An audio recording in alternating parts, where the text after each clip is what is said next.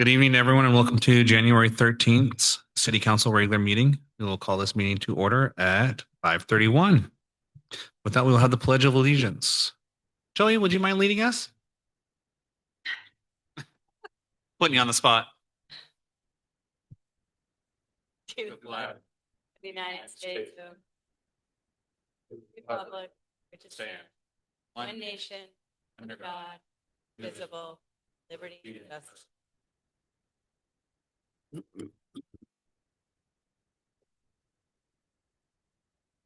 Okay. And roll call, please. Mayor Hudson, Present. Vice Mayor Thomas, Here. Councilmember Hanson, Here. Councilmember Pride, here, Councilmember Busby. Here. And are there any changes to the agenda? There are none. Okay. With that, we will continue on to item 5A, Public Employee Performance Evaluation, and item 5B, Conference with Real Property Negotiators. This will be a closed session. We will go into closed session at 5:32.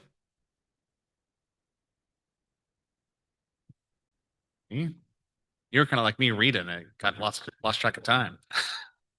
All right, good evening. We're going to reopen to open session at 6 o'clock. And with that, we will have our city attorney, Andrew Platt, give the report out for closed session. Thank you, Mayor. The council met in two items in closed session. The first was a public employee performance evaluation pursuant to Government Code 54957, titled City Attorney. Report out was evaluation held. And second item was a conference with real property negotiators, Government Code Section 54956. Property is 145 North Lassen Street, California. Agency negotiator was Marty Brown, city manager.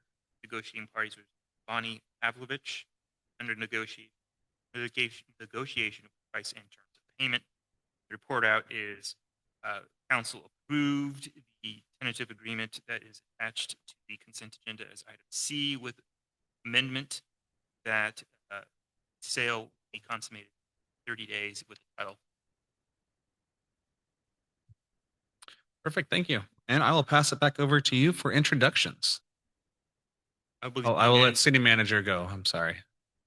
We have two introductions this evening.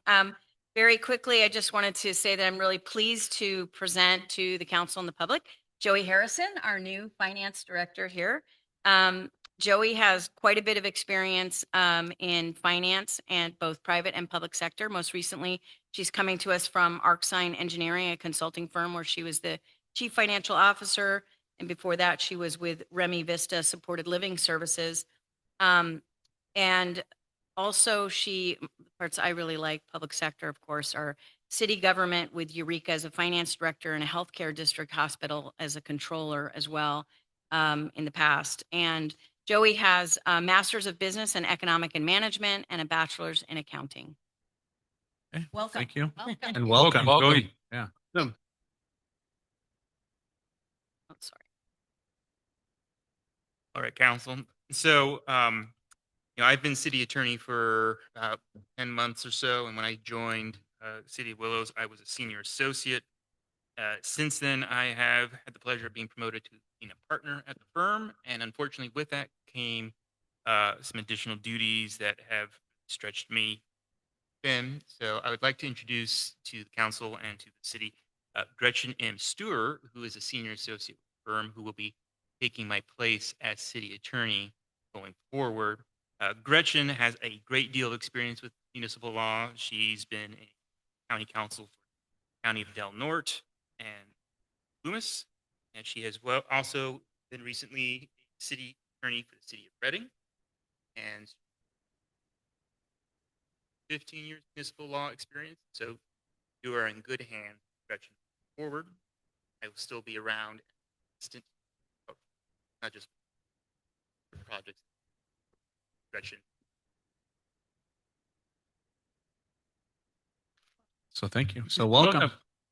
Welcome, both of you. And welcome to Willows, Gretchen. Hopefully, and Andrew, thank you for all your outstanding work. Excellent job. Thank you very much, Andrew. yeah, thank you for all you've done for us. And two new ones, welcome. And hopefully we make the job interesting, but not too interesting for you. So hopefully enjoyable. Okay. All right. With that, we will go on to item 7, public comment and consent calendar forum. All items on the consent calendar are considered routine and may be approved with a single vote unless removed for separate discussion by the council or city manager. Individuals wishing to speak on consent items or matters not on the agenda are asked to complete a speaker card and submit it to the city clerk. All remarks shall be directed to the mayor and council members and are limited to 3 minutes. By law, the council cannot discuss or take action on items not listed on the posted agenda. With that, we have item 7A, register approval, item 7B, minutes approval, item 7C, sale of city-owned real property, 145 North Lassen Street, item 7D, volunteer firefighter assistance grant, item 7E, planning commission appointment, and item 7F, wastewater treatment plant, filter crack repair, structural specifications, and plans. With that, I will open it up to public comment. My apologies. Is there any public comment? Okay. Mr. Yoder, our Board of Supervisor. I've come before you guys again, and we have that military stand down.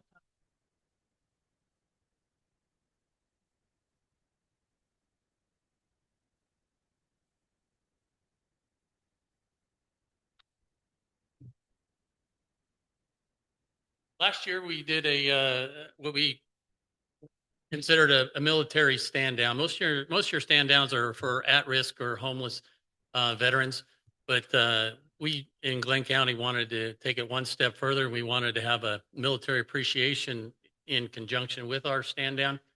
And so it doesn't matter where you come from, what your demographics are. We want everybody to be there. We want to be able to say thank you. And you know, the veterans and especially our seniors and our older veterans, they're a proud group, and they're not going to ask for anything from us.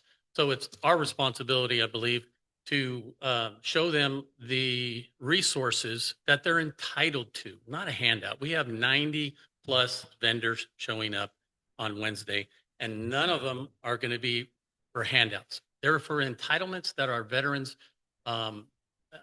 deserve and have earned through their military service. And so we want to reach them through our Veteran Services Department, through CalVet, through all the different resources.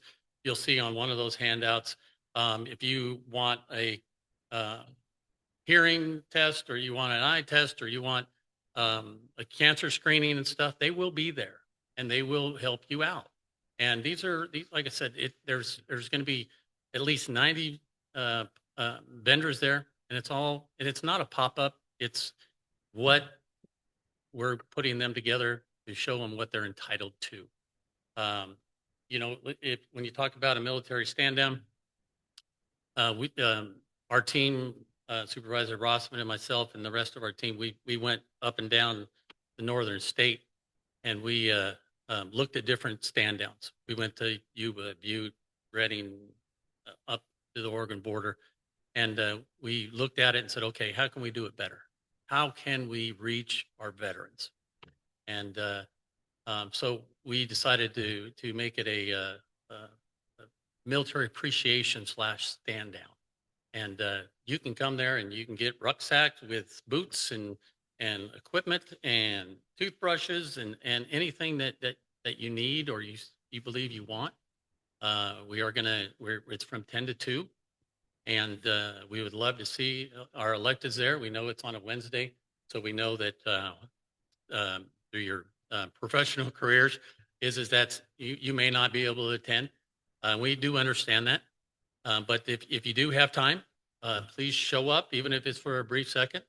And we're going to supply lunch. We'll have spaghetti and salad and bread, and that's for anybody who shows up.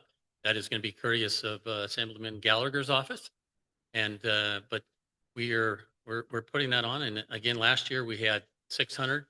We are anticipating about 800 this year.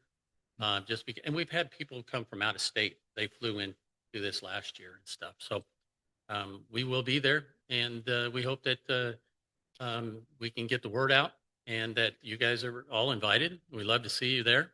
And, as our veterans, they love to see they're elected, so they got someone to chew on. So if you guys can show up, as you see. And not to throw a plug out there, but Thunderhill is always a major sponsor of ours. And we do appreciate that. They always are. They step up, and that's in the South County. And they're always very gracious in helping us out. You'll see some of those vendors on their gallery, and stuff. So you'll see those on there. But just wanted to throw out there that Thunderhill's always been a major supporter of ours, and we really do appreciate it from the county's perspective. Happy to do it. But Perfect. if Thank I you. can answer any questions, I would be more than happy to. This is your second annual, correct? This is our second annual. Our Second. inaugural was last year, and so this is our second annual. Or yep, it'll be I don't know. It's the first annual now. I don't know. Yeah. But I don't know because you go with the inaugural. But anyways, if you guys can show up, we'd greatly appreciate it. We're going to do we do have a flyby this year with a helicopter, and the Military Minute will be there with their helicopter and their tanks and all those things out of Durham. And so we'll have some guest speakers. Unfortunately, one of them's mine, one of them's me, so you might have to come a little bit later than that. But we really do appreciate all you guys' support, and we'd love to see you guys there. Well, this is a really awesome thing that I think you guys started, and I really appreciate you for starting this. You're hitting a demographic that sometimes gets overlooked, and It is. I appreciate that. Glenn County has a population of our seniors and our veterans, especially our senior population, 46%. That's a lot. It's a lot per capita of any other counties. And if we don't address it, we don't take care of our seniors, we don't take care of our veterans, they're not going to ask us for anything. It's up to us to reach out to them, because it's a proud generation. They're not going to ask for handouts. They're not going to ask for help. It's up to us to reach them, and through this and through our Senior Resource Expo, actually Glenn County from our Senior Resource Expo and our stand down, first time that if everybody knows, we all have those acronyms of CSAC and all them. This is the first time that in the CSAC's history, or Glenn County's history with CSAC, that we've got an innovation award, and we'll be getting that in February. And so we are moving and doing some good things for our seniors and our veterans. So, but thank you very much. And I would like to stay for the Wall It Heals. I know it's on the agenda, so I can't talk about it, but you'll do a great job. Thank you for putting it on. Are you leaving? I have to. Got Okay. another engagement, All right. I wish I could stay, I was really hoping to call you out, but okay. but you can. But no, I have another engagement I have Okay. to get to. Well, thank you for coming, and thank you But, for the information. I have no doubt that will do justice for the Wall That Heals. Thank you for doing this, Jim. Thank you, Jim. The square and compass caught my eye. Red Bluff Masonic Lodge, huh? Very good. Very good. Thanks, Jim. All right. Is there any other public comment on items 7A through 7F, or not otherwise listed on the agenda? Just want to congratulate the county supervisors. As a Vietnam era vet and past commander of the American Legion, suicide is every day. And it's not just the ones that take the final shot. When someone's suffering and having studied mental illness, they're not the person they used to be. When they finally make that final decision, they're not who we knew. So stand downs, the traditional stand down was for the homeless, the out and down. And I really give support to county supervisors for including all veterans. I enlisted in January of 73. Didn't matter if I went to, of course, I was Air Force. I didn't enlist in the Army and the Air Force, Marine Corps. But, there was only so many places. But we still put our lives on the line. When you volunteer and enlist, you don't tell them where you want to go. They tell you. And so these vets that, especially the Iraq veterans, I can't tell you the horror stories I've heard of these guys, especially the National Guard unit. They were sent 3 or 4 deployments. divorced, drugs, alcohol, because they're not full-time military. You know, they got used up. And so when you have events like this, it really encourages them, and they see other veterans that have went through what they are going through.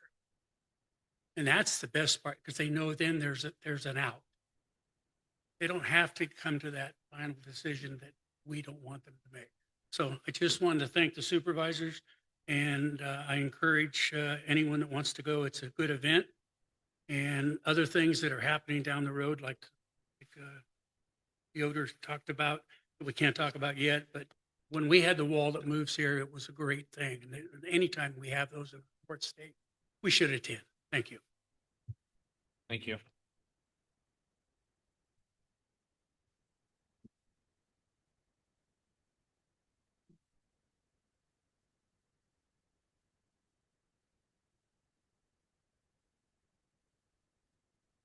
Sorry. With that, I will close public comment, and I will give it up to my rest of the city council. Council, if I just may remind, because of the amendments to sale motion. It should get amended Okay, items. perfect. I would move that we approve the consent calendar items 7A, 7B, 7C, 7D, 7E, and 7F with the amendment to item 7C, the purchase agreement, adding as an amendment to that purchase contract that it would close within 30 days. Seconded. You have a first and a second. Any further discussion? That on favor signify by saying aye. Aye. All opposed, same sign. Motion passed. Next up, we have item 8A, 2025 California Fire Code and Willows Municipal Code, Chapter 15.15 Amendment. Recommended action, adopt ordinance entitled an ordinance of the City Council of the City of Willows repealing, replacing, and/or amending certain sections of the Chapter 15.15 of the City of Willows Municipal Code to adopt by reference and amend certain portions of the 2025 California Fire Codes and approve the local findings set forth in the codes with the remaining sections currently in place to remain unchanged by title only and waive the full reading of the text. Okay, with that, I will give it to Chief Monk. Good evening, council. The item before you is a public hearing to adopt the 2025 fire codes and our local that we have in our code. The local jurisdiction can enforce the California Fire Code, and we can change the fire code. We can make that code more restrictive, but we can't make it less restrictive. The fire code updates on like a 3-year cycle. And so basically all this is removing the word 2022 California Fire Code and adding 2025, and then keeping the amendments that were made to it in 2022 the same. In 2022, we did we changed a few more things. We made the code less restrictive than it had been since far before me. And this is just continuing what's in the code, except changing to Pleasure of the council.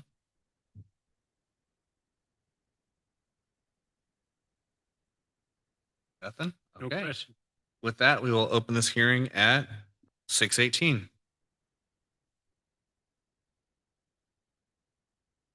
That's for any of you up there if you want to get up and say something, ask a question. Just making sure. Okay. Okay. With adequate time being given and public to be heard, I close the hearing at 6:19. Okay. With that, I will leave this to the pleasure of the council. Mr. Mayor, I move to adopt the ordinance entitled an ordinance of the City Council of the City of Willows, repealing, replacing, and/or amending certain sections of Chapter 15.15 of the City of Willows Municipal Code to adopt by reference and amend certain portions of the 2025 California Fire Codes and approve the local findings as set forth in the codes, with the remaining sections currently in place to remain unchanged by title only and waive the full reading of the text. I have a first. Is there a second? Seconded. I have a second. Any further discussion? With that, I believe this has to be a roll call vote. Councilmember Hanson, Aye. Councilmember Busby, Aye. Mayor Hudson, Yes. Councilmember Pride, Aye. Vice Mayor Thomas. Yes. Motion passed 5-0. Next item, public hearing, item 8B, 2025 California Building Standards Code and Willows Municipal Code, Title 15, Buildings and Construction Amendment. Recommended action, adopt ordinance XX-2026 entitled an ordinance of the City Council of the City of Willows adopting by reference the 2025 California Building Standards Code and adopting local amendments thereto in Title 15 of the Willows Municipal Code, including repealing and reenacting chapters 15.10, 15.11, 15.20, 15.30, 15.35, 15.70, 15.75, 15.80, 15.85, 15.90, 15.91, and 15.95.2 by title only and waive the full reading of the text. This one will go to Joe Betancourt. And do I have to read? I have to read all that, correct? I think that, yeah, go Yeah. ahead, sorry. Okay, just making sure. Unfortunately, yes. Okay. Good evening, Council. Joe Betancourt, Community Development Services. As noted, tonight's item is the regularly legally required building code update. This keeps Willow's local municipal code current. The state updates the California Building Code Standards, Title 24, on a 3-year cycle. This 2025 edition will become effective 30 days from the date of its passing.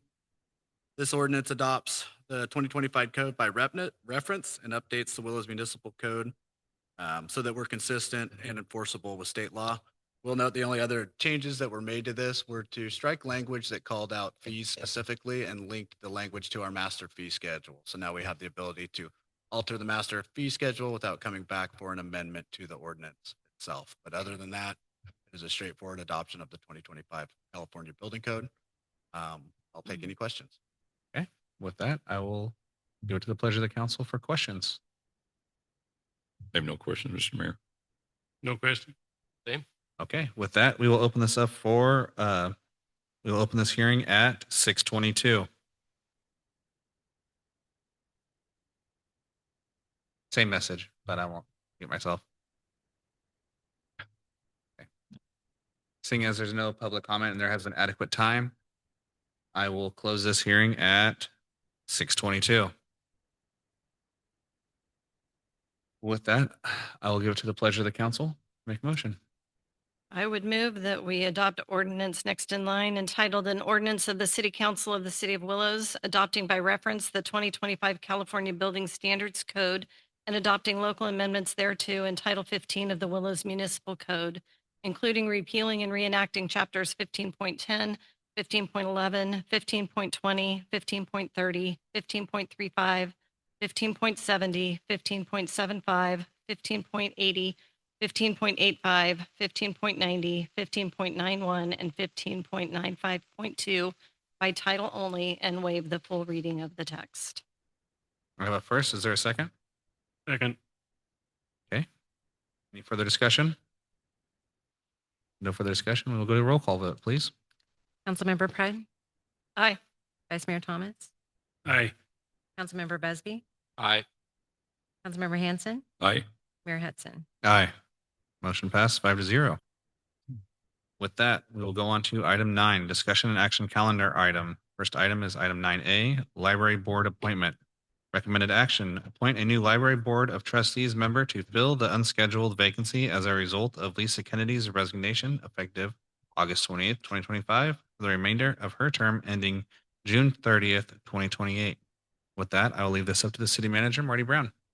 Good evening, Mayor and Council. The item that is before you is for a library board trustee appointment. There are currently 5 council-appointed trustee positions. Back in August, Lisa Kennedy, one of the library board trustees, resigned, leaving a vacancy. Her term is scheduled to end June 30th, 2028. Staff advertised for the vacancy and 2 applications were received. The council appointed also a library board subcommittee to conduct interviews of the 2 candidates, which included Councilmember Busby and also Laurel Hill Ward, a member of the community.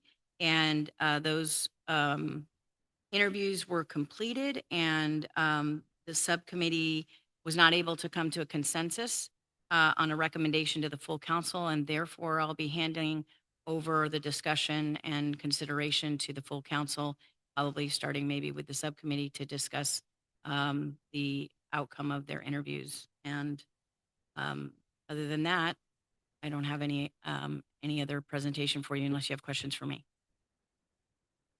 Is there any questions for city manager? I have no questions, Mr. Mayor. This time. Okay. Do we need to go into public comment first, or do we discuss? Yeah, I'd like to recuse myself from this. When do I need to do that?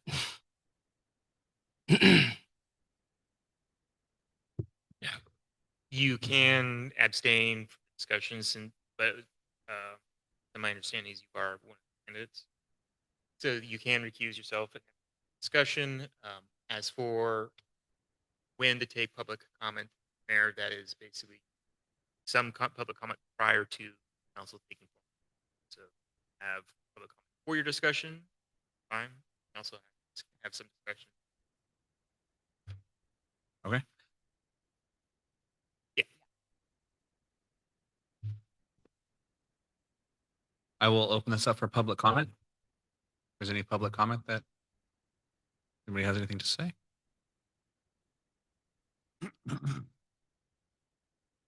None? Okay, seeing no public comment, we'll go to council discussion.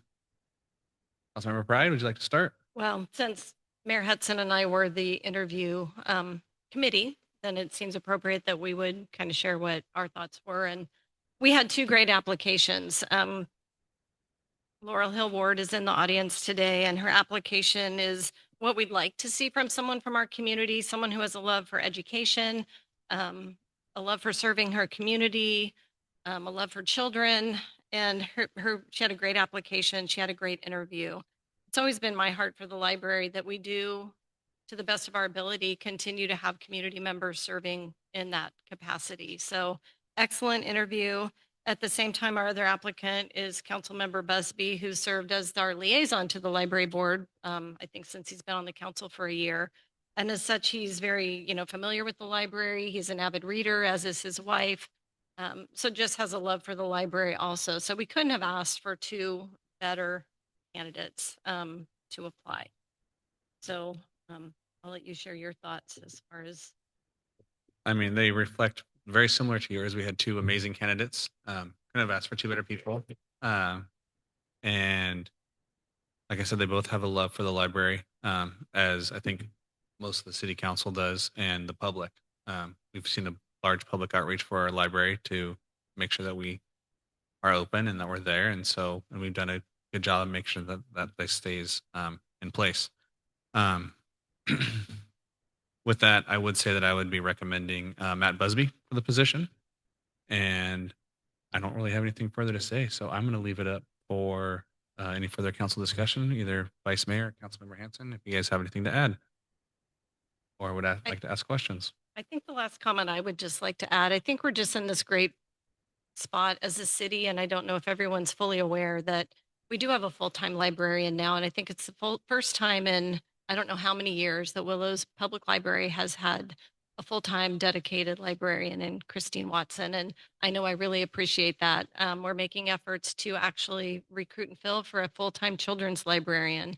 So as we move forward with looking at the library board of trustees, we're doing that in an environment that we're where we have not been in a very long time. This council is fully supportive of this library. We are funding this library, and I think we've been truly blessed. We were all, I think, exceptionally happy when we got such a qualified applicant in Christine, and I'm hopeful and looking forward to the same with our children's librarian. So going forward, I just want to say that this city supports the library. We want what's best for the library, and the Board of Trustees is one piece of how that plays out. But this council is very supportive and loves our library. Vice Mayor Thomas? Thank you, Mr. Mayor. Excuse me. I'm most impressed with the applications from both Laura Hill Ward as well as Mr. Busby. I've always wondered why we have, because the city council has always had a liaison to the board, to the library board, but never a voting member. And I always thought that was odd. It seemed to me that, excuse me, I'm fighting a bug, that the council who deals with the budget and everything else at the library level should actually have a member that votes at the city or at the library board. And so that, in that regard, I would support Mr. Busby, but on the same time, I see the other applicant extensive involvement in the library. So it's a really tough choice. It's one of those situations where you're blessed to be in, but the devil is a decision. So those are my thoughts at this point in time.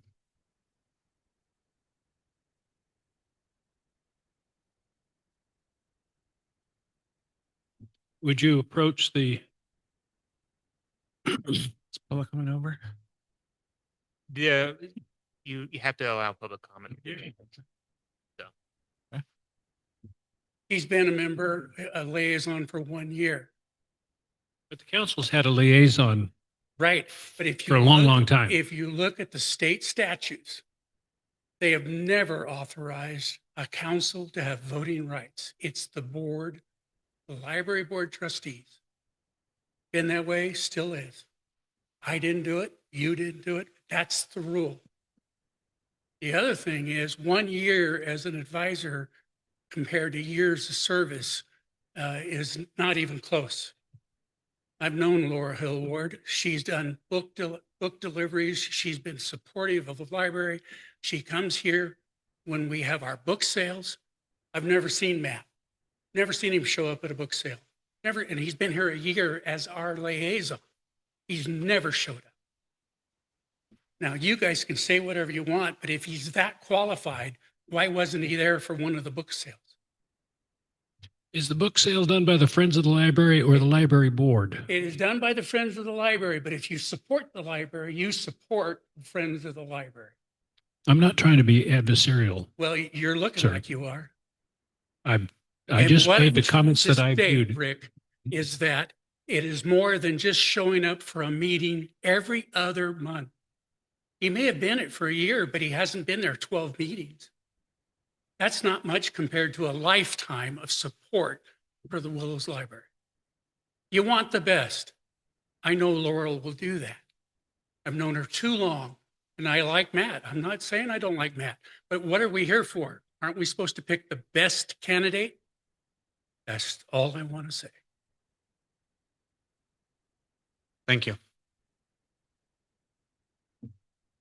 Any further public comment? Okay, with that, I'll leave it to the pleasure of the council. Gary. Oh, Gary, I'm Yeah, sorry. Mr. No, it's all right. No, thank you, Mr. Mayor. No, likewise, two fine applicants. I know Laurel Hill Ward. I think very highly of you, Laurel. She has an outstanding, long, successful, outstanding career in education, and thank you for your service, Laurel, to education. And I said this earlier, I just want to say it again briefly that I want to thank Lisa Kennedy for her fine service to the library board and to the library and to the city of Willows and to the area for her service. She was just she's an outstanding person and was a fine trustee. So thank you, Lisa, for all your years of service. We've got two well-qualified applicants here, and as Rick said, I echo almost all the sentiments that my colleagues, Councilmember Pride and Vice Mayor Thomas said as well. We've got a great library. We have an excellent librarian on board, Christine. Thank you. I'm glad you're here. You're doing an awesome job. And but you know, it's not an easy decision. And with every decision that's made, there's always somebody who's unhappy. It doesn't matter what the topic is and what the decision is, what the matter is. But I will be voting for Councilmember Busby to take the library seat, but this in no way takes anything away from Laurel and your qualifications and your standing. And I think very highly of you, very highly of you.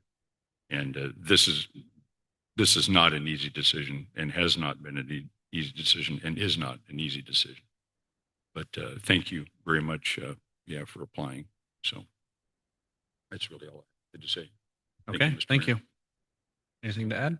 This question would be directed to the city attorney. Our community member had indicated that the state library laws don't allow there to be a council member voting on a library board of trustees. Can you address that statement? At all? Certainly, Councilmember Pride. So the city library is governed by the Education Code, which does provide that the city has the authority to make appointments to a board of trustees that have administrative control over. Who's on that board of trustees is within the purview of the council, both under state code and under Willow's local ordinance. Having a council member on the board of trustees, not unusual. In fact, in many cities, the entire council is the board of trustees of their library. And it is not an incompatible office for a council member to also be on the board of trustees. And so, well within your authority to appoint whichever individual you feel is most qualified to serve on the. Thank you. Thank you.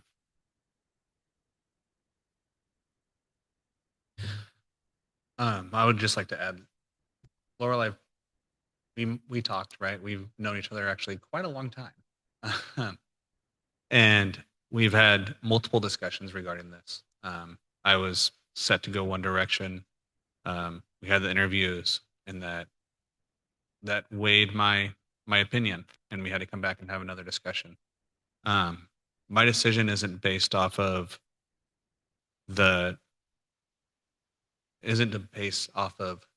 now. It's based off of what needs to be done and corrections that need to be made, and making sure that our library has the tools to succeed. And so with that, it's a little unorthodox, but I'm going to make the motion for Matt Busby to be appointed to the library board. Second the motion, Mr. Mayor. You have a first and a second. Any further discussion?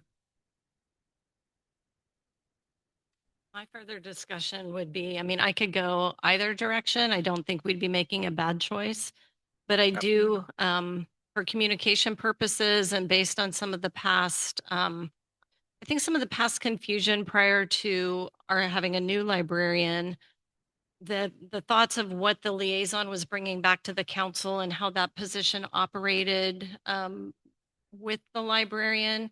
I think formalizing the liaison position as a member of the board might help to alleviate some of that confusion. I just want to make that comment that in the past, the liaison being more of an informal kind of sitting at the table, but not having a voice, so to speak, created some confusion. So I just want to say that before the vote. With that, Carlene, we'll do a roll call vote for this, please. Sure. Mayor Hudson, Yes. Councilmember Busby. Oh, Abstain. sorry. Abstain. Pardon. Councilmember Hanson, Aye. Councilmember Pride, Aye. and Vice Mayor Thomas. Aye. Motion passed 4-0.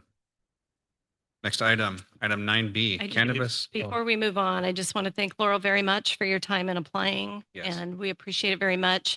I would love to see you continue your involvement with the library. I know that the Friends of the Library at the meetings I've attended with the board, they're short of members. I know they're working hard to revamp the Friends of the Library, get it back on track. So we would love to see your continued participation, and this was a difficult decision to make tonight. Thank you. Yeah. Thank you. Thank you, Laurel. And really do appreciate the years of service that you have put towards this community. So thank you. With that, we will continue on to item 9B, Cannabis Tax Ordinance, November 2026 ballot. Recommended action sorry, I'm going to pause. We're going to get Matt back in here.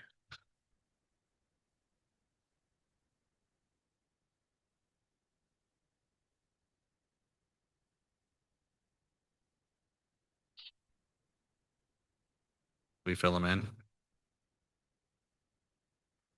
Congratulations, you are the newly appointed library board member. Looking forward to it. With Be a lot that, of fun. with that, we will go to item 9B, Cannabis Tax Ordinance, November 2026 ballot. Recommended action, authorize the city manager to execute a contract with HDL to prepare the cannabis tax ordinance for the November 2026 ballots in the amount not to exceed 24,000. City Manager Marty Brown, floor is yours.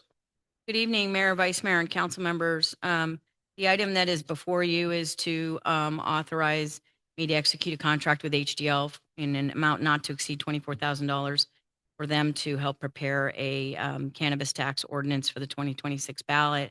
I know I've spoken with all of you individually about the idea of, best practices and just a more orthodox way to tax cannabis. Now that there are 2 approved cannabis dispensaries in the city that are in the process of finalizing their licenses with the state. One of them has, and one is still working on it. But they both have 2 different agreements with the city for different cannabis tax each. So this is a good time with an upcoming ballot. It's a regularly scheduled election in November of 2026 to evaluate placing a cannabis tax ordinance on the ballot for 26 and really making it more consistent how we treat both of the dispensaries and also improving, the potential for forecasting, giving some discretion to the council on taxing for the cannabis as well, as the market may change or trends in the state change. And like I said, this is just considered a best practice to have a voter-approved cannabis tax and not do separate individual deals with dispensaries. So I think that this is a great opportunity for the city to take the dispensary process here in the city to the next level and just create uniformity and consistency throughout and transparency so everybody knows, including the public, what kind of a tax is being exacted on the 2 dispensaries. And HDL is a company that I've worked with before. They're one of the top companies in the state that prepares cannabis tax ordinances for ballot initiatives like this one, which is why I'm recommending that. As you can see from the scope of work that's recommended, there are 3 main categories. One was to hold meetings with council members. That would be 3 remote individual meetings to answer any questions about the tax and ordinance, but it's also a chance to ask broader questions about cannabis in general and the trends and market in the state of California. I know that, the council was not unanimous in the recent changes to the zoning as well as the buffer zones around the zoning and what would be permitted in the city for the dispensaries and where they could be located. And so it's also a chance to talk to experts in the field and get some more answers about cannabis in general and where it's headed in the state of California. So that was one idea for objective 1 in the scope of services. Number 2 is obviously the meat and potatoes of the proposal, which is to develop the draft cannabis tax ordinance. And then number 3 is any kind of technical assistance that might be needed. And there was in the proposal that's attachment 1, there's sort of a buffet of different things that could be added if the council was interested in having additional services. For example, more public meetings or having the HDL draft the actual draft resolution that would be used in the language for the ballot. It's also possible that could possibly be done by the city attorney, of course, as well. So there's different possibilities here. The feedback I've heard so far from members of the council in advance of this item coming forward is, I think, an interest in trimming down that budget, and I understand that. And if that's the case, we can certainly remove some of the things from this proposal or reduce the amount that might be available for technical assistance. For example, eliminate the individual meetings with council members if council doesn't think that's necessary. The most necessary thing is drafting the cannabis ordinance, right? And getting that prepared and getting council input on the tax rate that they would like to see. I think I've told all of you before, we did the same thing when I worked in Marysville. We also worked with HDL.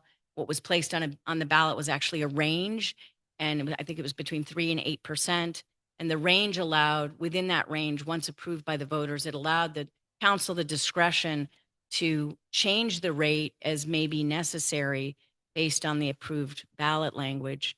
So that is another aspect or conversation that we would be having with HDL, is whether, you know, the council wants something etched in concrete, like a single rate versus, which I wouldn't recommend, versus having a range and allowing some discretion as the cannabis market changes over time, and the market possibly gets saturated, for example, which has happened even just since Marysville approved theirs back in 2018, 2019. There's been a tremendous shift in the cannabis market in the state of California. So we can tailor this scope of work to, you know, whatever the council would like to see. If you wanted to see it very, you know, if you prefer it to be very trimmed down and just kind of the meat and potatoes of the project versus some of the discretion that is built into the current scope of work, we can certainly make those changes. So with that, I'll turn it over to the council for discussion.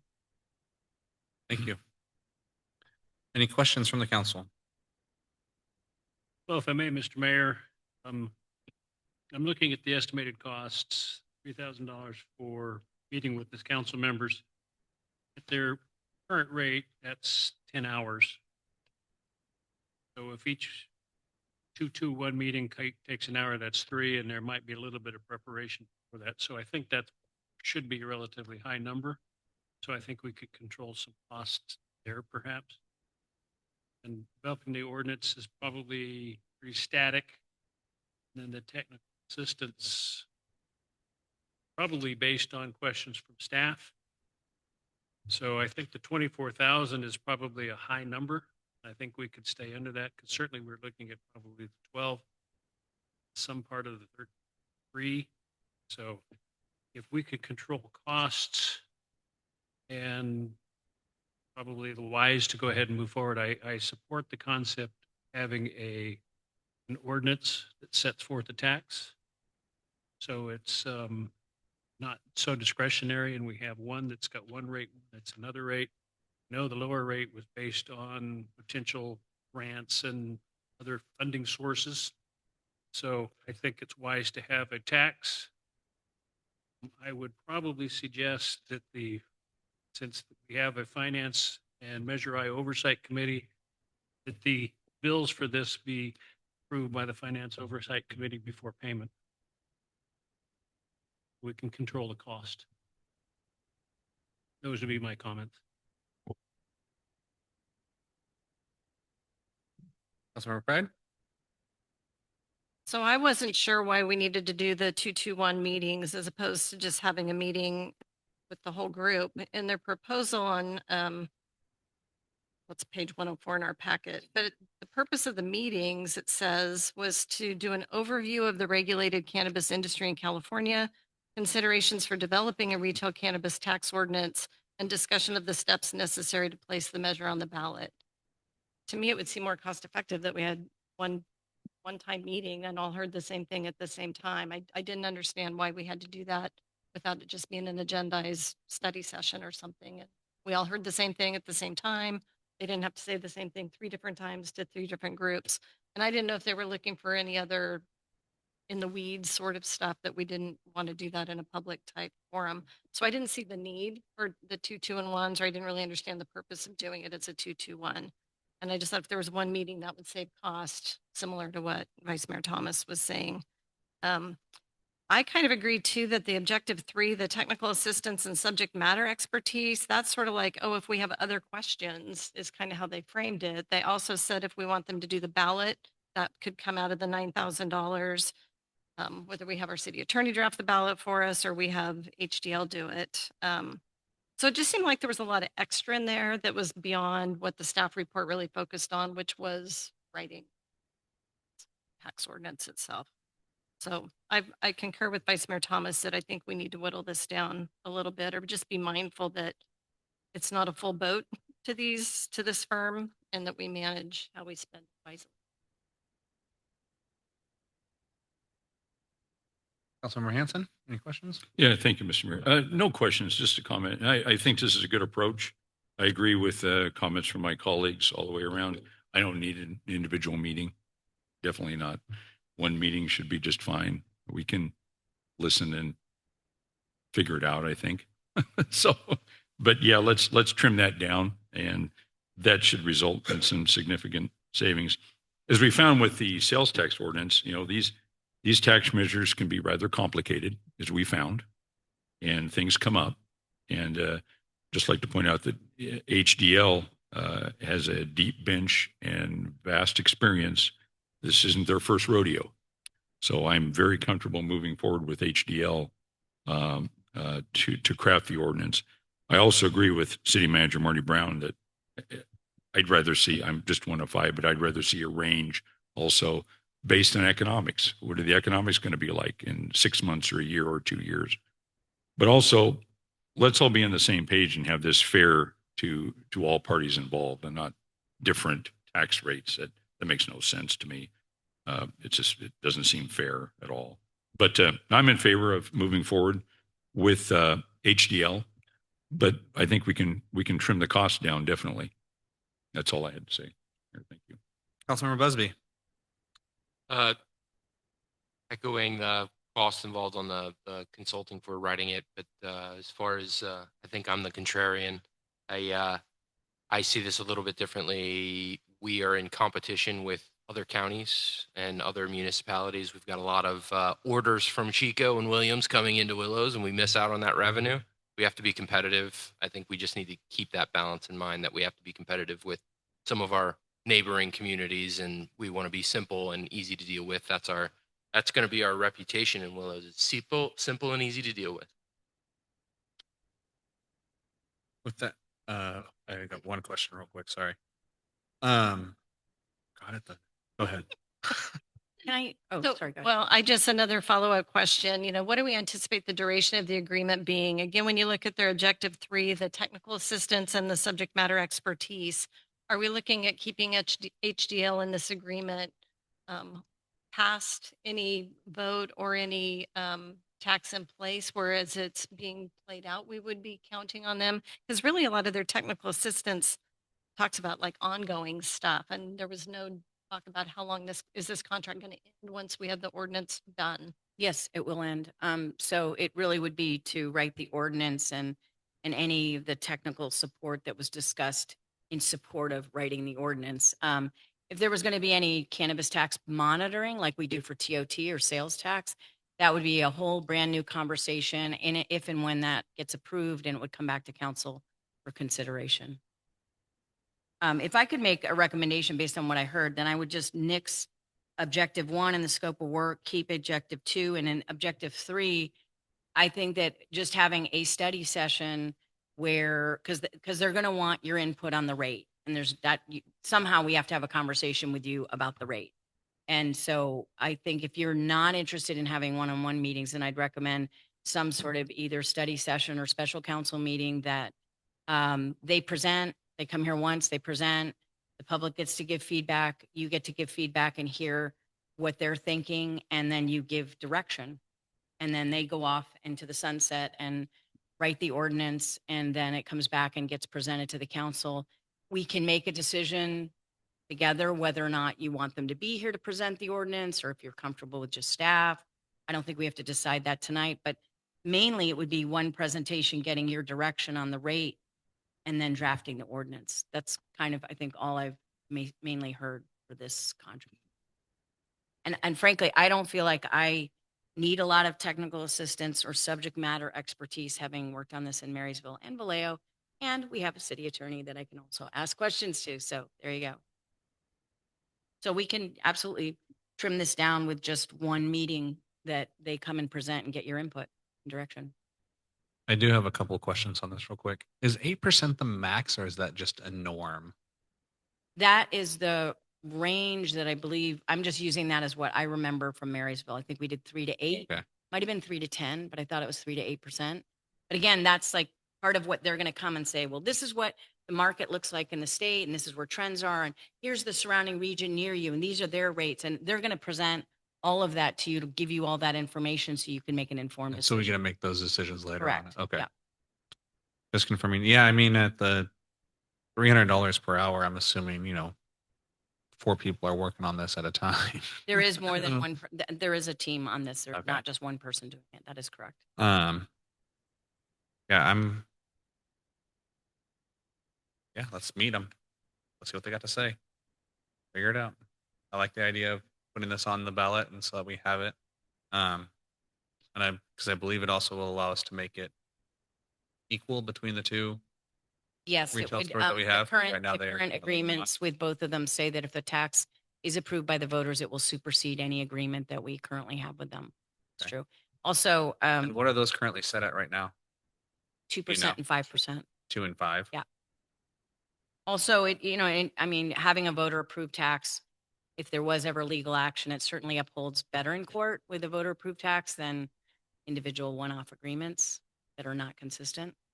So it's another good reason to do this. Yeah. On board with that, I will open it up for public comment regarding item 9B, cannabis tax ordinance. Seeing none, I'll leave it to the pleasure of the council.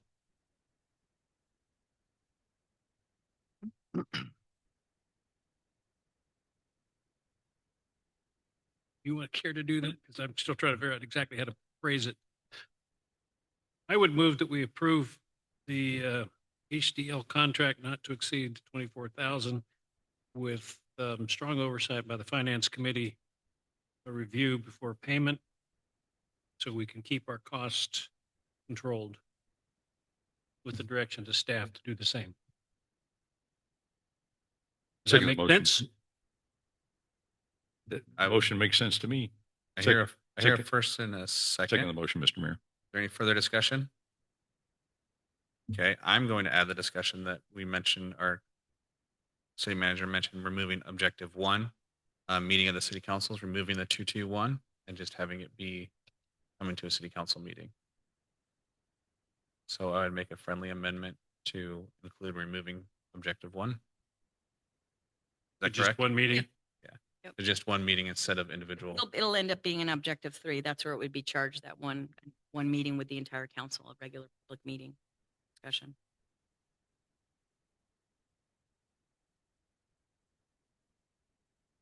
Would that be virtual or physical presence? That's a good question. I think everything they've written in here has been to be virtual, Virtual. hasn't it? Yeah. I Well, can if they're certainly coming all the way ask from them. Brea, that would be expensive. Yeah, I mean, I could talk to the principal, Mark, and see if just he could come by himself and do it. That might be possible. I think it would be beneficial to have it in person, that one meeting, and not do it like this, because sometimes we have glitches. It's just not very conducive for iterative dialogue. So I would recommend in person. I would concur. So is that a I mean, friendly? I think there's plenty of money in the 9,000 objective 3. That's really all we're going to ask for is for one public meeting that they come to in person. I think either way, we're approving the Well, does, 24,000. We're just saying we don't need to do objective 1. And then that 24,000 be spread out between objective 2 and 3 as see fit. That's Essentially council. is it's 21,000. You can amend it to 21,000. I mean, however, what's your discretion? Not to. I don't- We'll accept your friendly amendment. Okay. If Mr. Hanson will accept. Second the amended motion. Yes. Okay. Any further discussion? With that, all in favor, signify by saying aye. Aye. All opposed, same sign. Motion passed 5-0. Thank you. All right. Next item. Item 9C, Vietnam Veterans Memorial Hall. Recommended action, discuss and consider approving financial sponsorship of the Vietnam Veterans Memorial Wall event and the amount to be determined. So I brought this up. I actually learned about it during a volunteer fire meeting, and I thought that it was something that, as Glenn County being kind of taking on, the Veterans County of California, I thought it would be a good thing for the city of Willows to show our support and possibly provide a donation amount to be determined. They'd have different level amounts. If Mr. Yoder has anything to add to this, I didn't mean to. I'm sorry, I didn't mean to. Oh, yeah, no, that's Now, fine. record. Just some quick information. This will be held. It is in Orland this year. A couple years ago, I believe it was here in Willow. 10 years ago, exactly, it was here. It was the half replica was here 10 years ago. This is a 3/4 replica. So this is a whole new one. This is about 385, 86 feet long to be at the Orland football field. And they're going to take the wall via semis, and they're going to go out 162 to 45 around. We've got the escorts that we've been working on. To give you a little insight, we've been working on this project for about a year. The problem that you guys are just hearing about it is that we had to sign an agreement with the company that we won't talk about it until they gave us authorization. We're the only two cities in the state of California for 2026, us in Woodland Hills, that are having the wall this year. And once they gave us the go-ahead, we had to stay within their narrative for a certain period of time. And so now we are now moving forward, and then it's March 26th. Doesn't give us a lot of time, but as we looked at what it's going to cost us effectively to put this on, it's going to be about a $45,000 bill. And so we're looking for any donation we can. A lot of it's going to be in kind where, someone will donate coffee and donuts, and someone will donate signage and stuff like that. But as you collectively put it together, it's about $45,000. And we have thresholds with the company that we have to pay them at certain times to get the wall even here. And when we're making those arrangements with them, and we're going to do good right there. I think PG&E, I was told a couple days ago that they're going to provide us $10,000. And so that's going to be a good shot in the arm to help us out.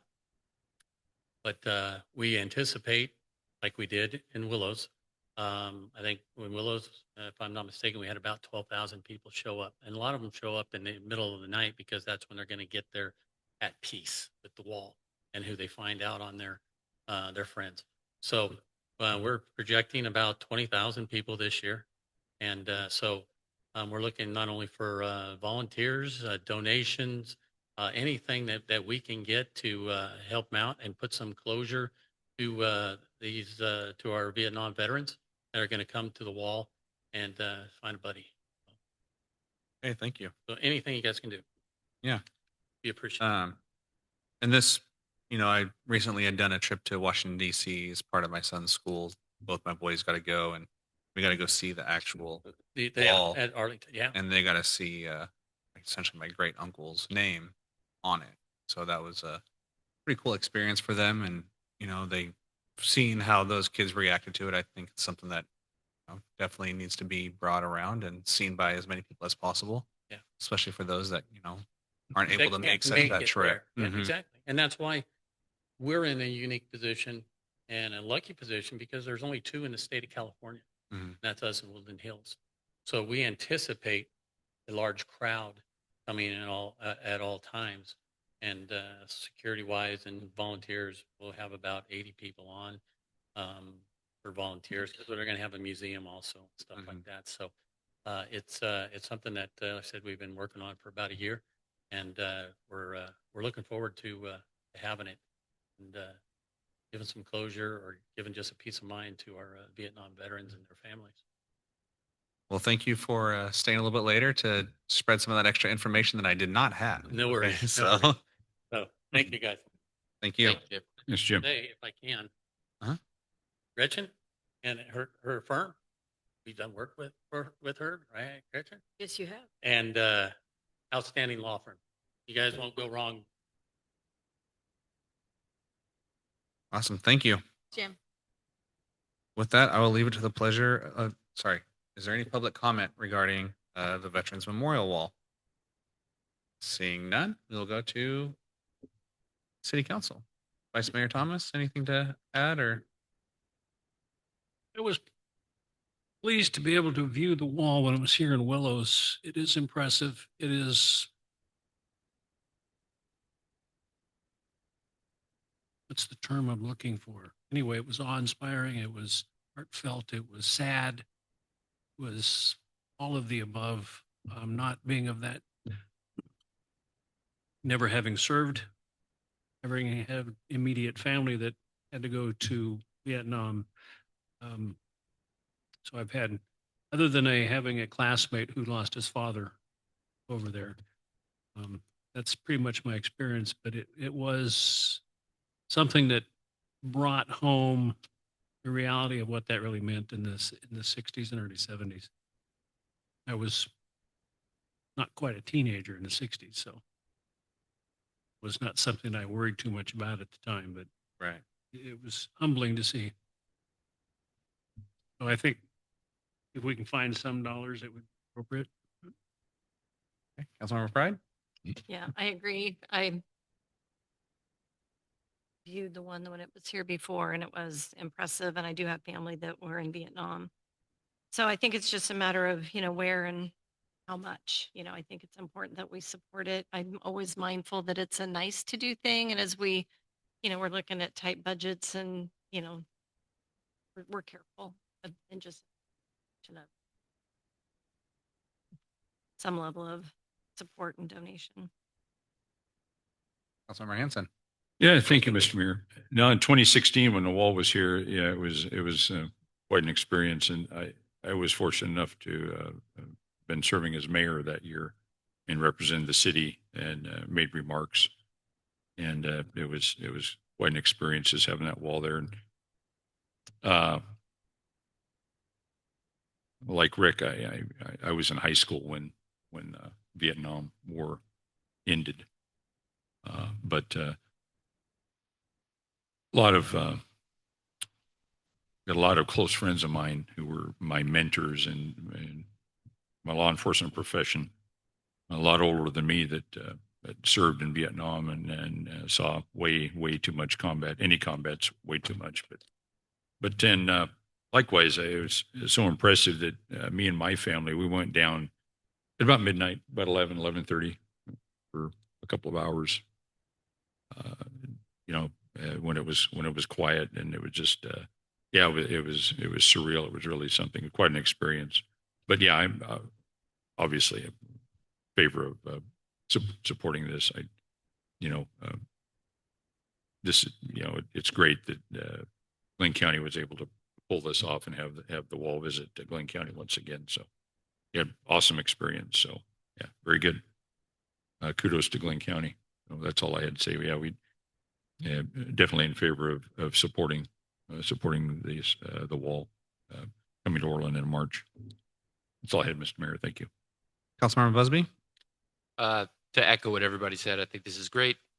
Anytime that we can honor those that have sacrificed, it's an awesome opportunity. This is a no-brainer. The amount of influx of hotel and restaurant revenue that the city is going to see from this many people coming into the community, especially in Orland, it's a no-brainer. Yeah. Okay. With that, I am going to ask the city manager, what can we do? Wow. Do You we have mean any an little amount? Little fund that needs to be spent and could be spent, or the most appropriate mean, way to do it? How much are you thinking? I mean, that's a wide open question. That's kind of why I'm asking, is because I don't know what I'm thinking. I'll do the hard thing. $1,000. Let's go. Okay. I mean, I think if you wanted to go up to 5,000, after that, I would start to, I don't know, be a little more concerned. No, and like, to be honest, I was thinking somewhere around that range, around the 5,000 range. Why? Every 10 years essentially is where we're at right now at seeing it.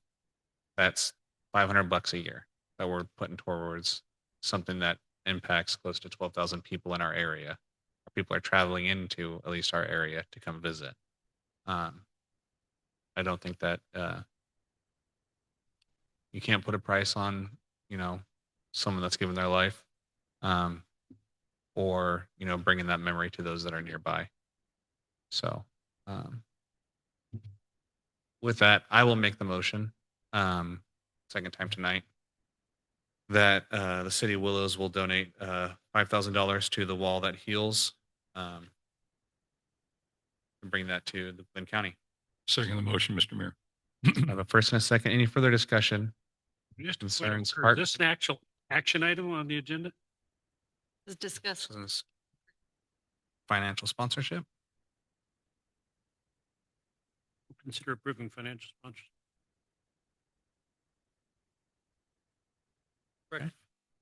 Any further discussion? With that, all in favor signify by saying aye. Aye. Aye. Aye. All opposed?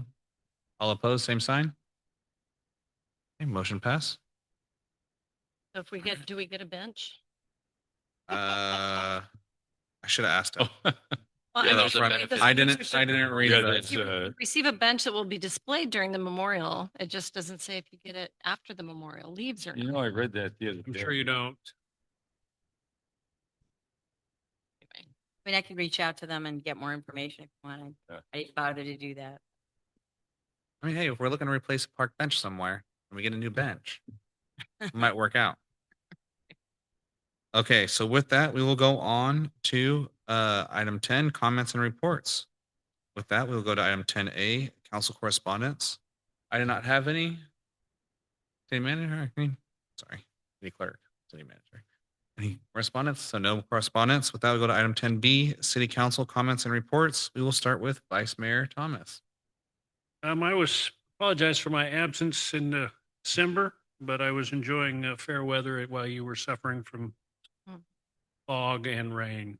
So the sunshine that I found in Cabo was much nicer than the fog here.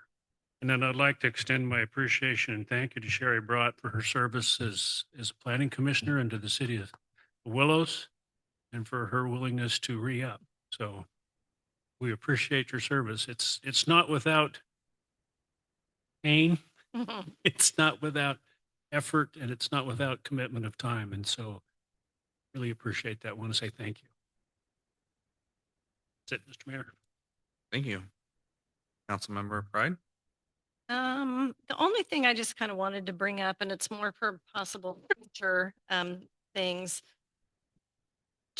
I'm just a little concerned when it comes to our contracts. We have a lot of contracted staff basically, and then we have a lot of contracts. And I know in some of the contract management and the Wildan contract specifically with Sycamore Park, I guess I'd like to look at how our city process for how we really manage that and what our contractors are doing and how they're doing it. We've just been low on staff, and that's just another task. You know, we contract the work out, we assume it's all being done like we would hope it's being done. And then we find out that maybe that's not the case.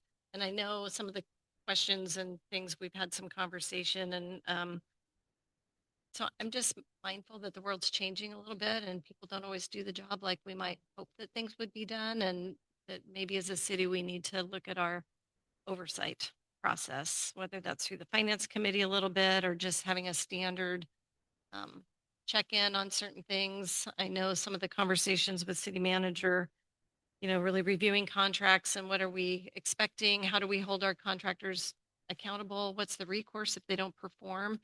I mean, sadly, a lot of times it seems like they're not doing what we want them to do, but we want to try and get the job done. And so the recourse is to start over with someone else. Just that general theme. Let's kind of look at how we do that, and maybe we'll update back to the council on that. You know, follow up on things, you know, making sure that things are being done in a timely way, that they're being done well. Yeah, no, I agree. And I think that that's why hopefully, other than the fire department, you're not going to see, you know, big requests for brand new big projects in the upcoming budget for the next fiscal year. Honestly, because I don't think we have the bandwidth to do. I mean, we have stuff we're not done with, as you know, that have been delayed, and we don't have the bandwidth to just keep piling more on the plate because plate is still the same size. So I wholeheartedly agree with you, and so does Joe. I know he and I have talked about it, that, you know, making sure that we have the time in our staff time to really be following through and making sure that our contractors are doing what they're supposed to be doing and that they're keeping their time commitments. Because some of that has slipped by the wayside for sure. And so, yeah, I completely agree with you. We need to work on that. Is that something that we could ask our city attorney in reviewing the contracts to when a appropriate and able to insert some penalties for failure to meet their deadline? That when I listened to Councilmember Pride's comments, it did cross my mind that maybe I should be having a conversation because I don't know the answer to that and whether or not we can place any kind of leverage in the contract that if you don't perform, because, you know, for example, Sycamore Park project, Wildan Wildan contract. is about a year behind schedule and it's pretty bad. And we still have yet another delay that just came up, as you are all aware, around ADA compliant parking.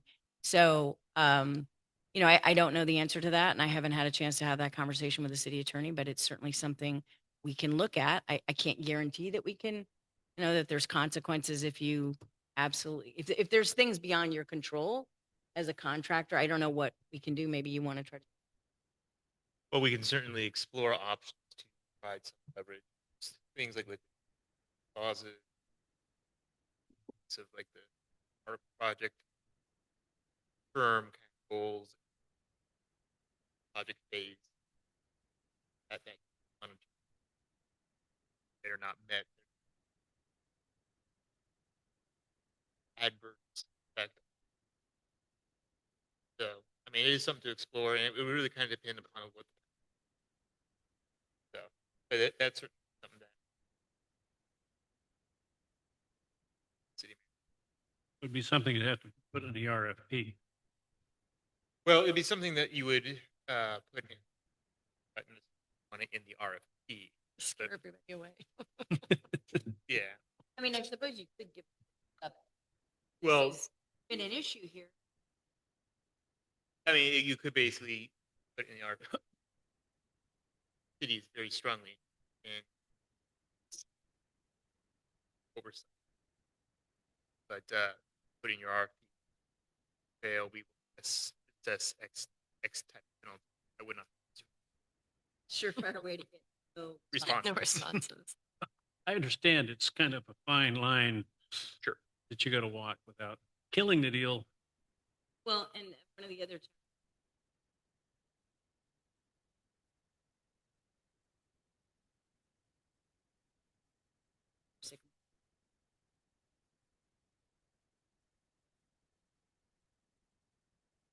Isn't like, you know, we got breaking. And I think contractors will often bid a job based on getting the job. And then the reality is, you know, maybe they need more time or they don't really have the resources. And then things start to slip a little bit. And, you know, so again, contract management and then having a little bit of teeth if that starts to happen. Some recourse. I think one thing that seeing this a little bit differently, we're in the process of managing a pretty significant project and seeing how far these dynamic Gantt-based project management tools are, where you can have this master, hey, every contract that we have, every project that we have outstanding, everything, we can put it on a master schedule with a 2 to a 3 week, you know, tickle that says, hey, we need to reach out to XYZ to make sure that they are still on. And in my experience with contractors and everything like that, the person who's ahead of them usually gets their work done. Whereas if you don't say anything, then they take that as permission to not hit deadlines.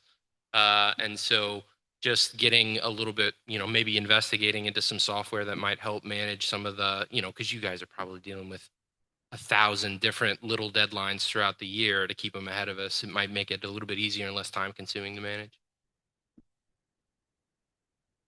I think we're paying $20 a month for Monday.com. It's not my favorite, but it works. Councilmember Hanson? Yeah, thank you, Mr. Mayor. First, I sent an email out to staff, but and copied the mayor.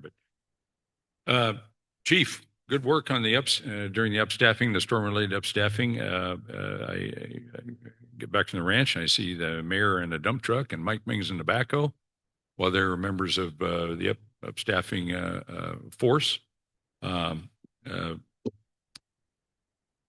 Because there were no emergency calls for service and no flood related calls at that time, they were picking up those wet leaves. So good job. Good work. It was, I know that made, it made my day, and it I know it made a lot of citizens happy with, with all the rain we had with the sloppy leaves. So just good use of resources, utilizing our public works and fire personnel for that type of work. Good job. I just wanted to say that publicly, Chief. Good job. Keep up the great work down there. Yeah, you just, like I said, I've said before, you had big shoes to fill, but you have definitely filled those shoes. So good job, Chief, and your entire team. Thank you. Thank you, Mr. Mayor. With that, had just 3 meetings. I want to mention there was no Regional Transit Committee meeting this month, so Evan got a break there. We did have a Transportation Commission meeting. The one routine business, except for one item, the State Transportation Improvement Program, the STIP. Very pleased to see the Green and Eureka Street reconstruction project on that list.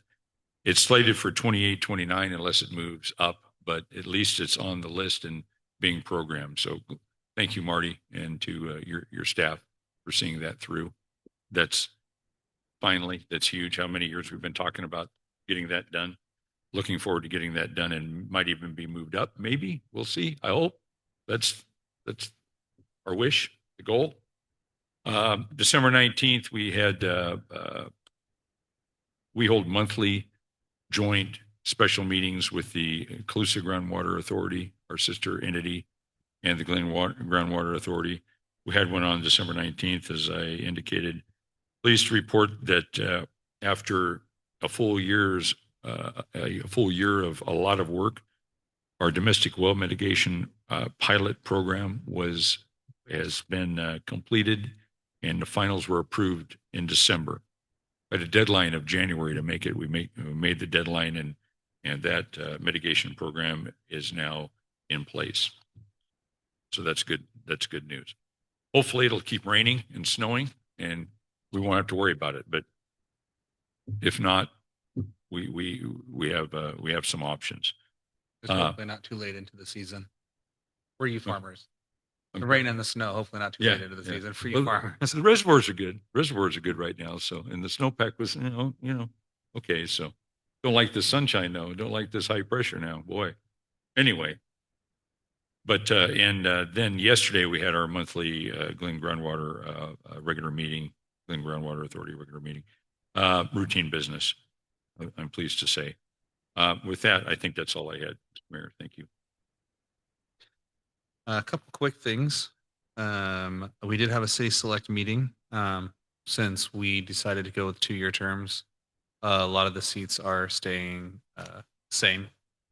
I did bring up the idea of there's a couple of positions that we have. Regional Transit Committee is kind of one of them where we do not have an alternate to fill in for Gary or I. The way it's currently set up is that whoever has alternate, this year it's Orland, they would come and fill in for the Willows member. So I plan on at the next couple of meetings that I'm at to discuss making sure that each city has their own alternate. So then that city is properly represented and not being represented by another city. It's not a big deal, but it's kind of the way it was designed. Should have been designed initially, but anyways, that was one of the conversations that we had. Let's see here.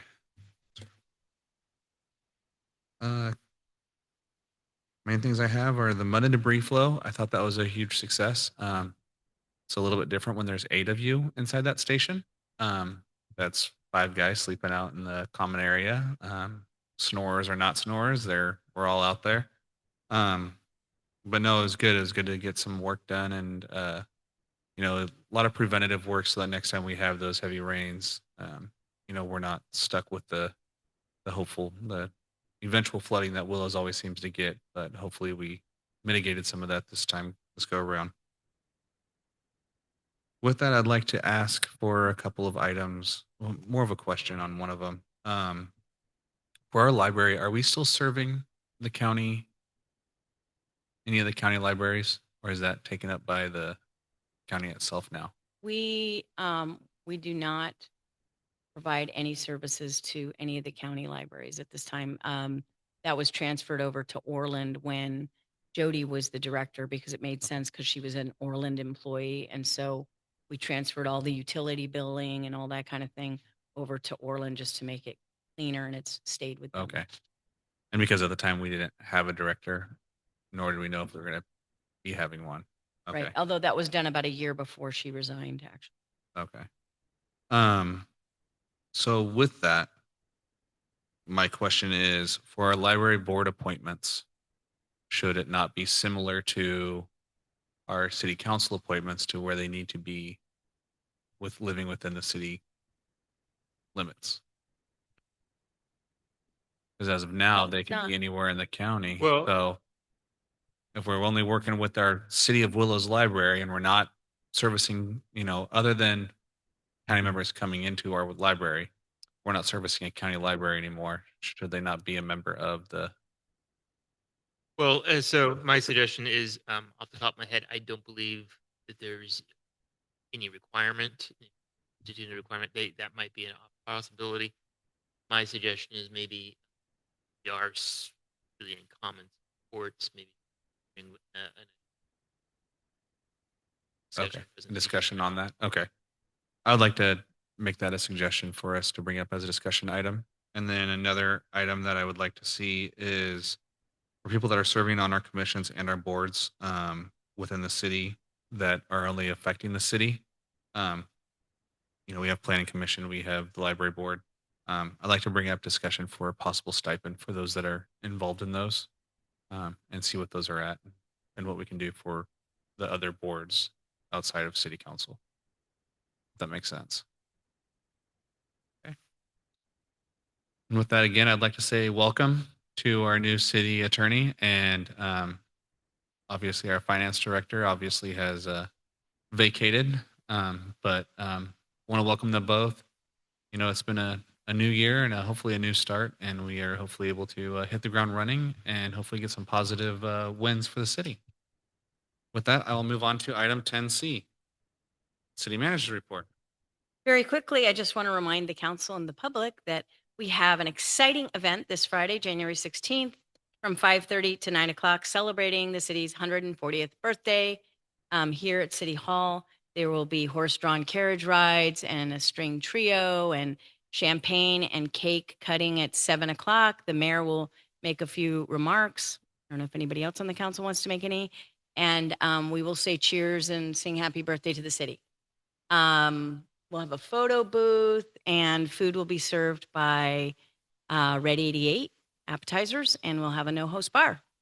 It should be very fun, and I'm hopeful that we will see lots of Willows residents and community members. And our sponsors are Masters Food Gallery, WM, Cal Water, Walmart, and Underhill. sorry, PG.